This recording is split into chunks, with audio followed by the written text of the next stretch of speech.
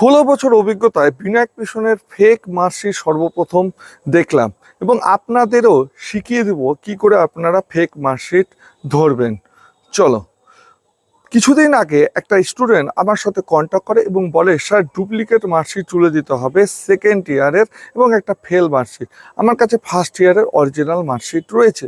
আমি বলি কোনো সমস্যা নেই, আপনি আমাকে পাঠান। ডকুমেন্টস পাঠানোর সঙ্গে সঙ্গে আমাকে ফোন করে বলে, স্যার ডেট অফ বার্থটা কিন্তু ভুল রয়েছে সেকেন্ড ইয়ারের। তো এবার সেকেন্ড ইয়ারের ডেট অফ বার্থ ভুল আর ফেল মার্কশিটের ডেট অফ বার্থটা ভুল। আমি তখন মার্কশিটগুলো দেখি, অরিজিনাল মার্কশিট ফার্স্ট ইয়ারে ছিল, সেটা তো সঠিক লাগলো। সেকেন্ড ইয়ারে যে জেরক্স কপিটা ছিল সেটাও কিন্তু আমাকে সঠিক লাগলো। আমি প্রথমে ধরতে পারিনি, কিন্তু মাথায় একটা টনক পড়লো, যে স্টুডেন্টের ফার্স্ট ইয়ারের মার্কশিটের ডেট অফ বার্থ এক, সেকেন্ড ইয়ারে কী করে আলাদা হয়? একই তো হবে। কারণ হচ্ছে ফার্স্ট ইয়ারে ভুল থাকলে সেটা ভুল, কিন্তু সেকেন্ড ইয়ারে ভুল থাকলে সেটা ভুল নয়। কারণ ইউনিভার্সিটি একবার এন্ট্রি মারে, সেই এন্ট্রির মাধ্যমে date of birth, registration number same থাকে। এবার আমার সন্দেহ হওয়ার ফলে আমি ইউনিভার্সিটিকে এই জিনিসটা জানাই। তারপর আমি এই মার্কশিটটা জেরক্স করতে নিয়ে যাই। জেরক্স করতে গিয়ে দেখি একদম এই মার্কশিটটা যে ফেল মার্কশিটটা রয়েছে এবং সেকেন্ড ইয়ার মার্কশিটটা রয়েছে এডিটিং করা মার্কশিট। আপনাদের কাছে আমি তুলে ধরলাম সাইডে, দেখেন একটা অরিজিনাল মার্কশিট আর একটা হচ্ছে এডিটিং করা মার্কশিট। দেখেন এখানে এডিটিং করা হয়েছে সুন্দরভাবে, কালারটা ম্যাচ হয়নি বলে তাকে জেরক্সটা দেওয়া হয়েছে।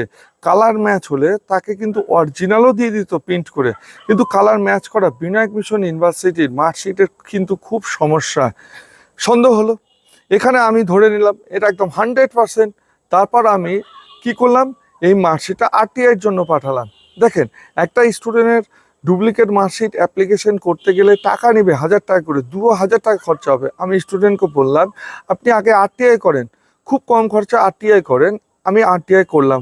আরটিআই করার পর ইউনিভার্সিটি থেকে যে আরটিআই অ্যান্সার আসবে সেটা 100% হচ্ছে ডুপ্লিকেট।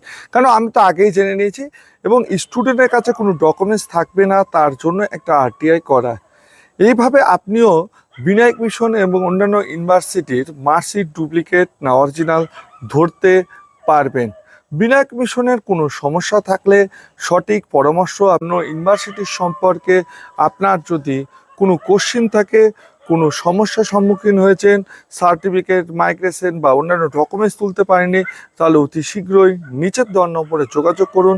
ভালো থাকুন, সুস্থ থাকুন।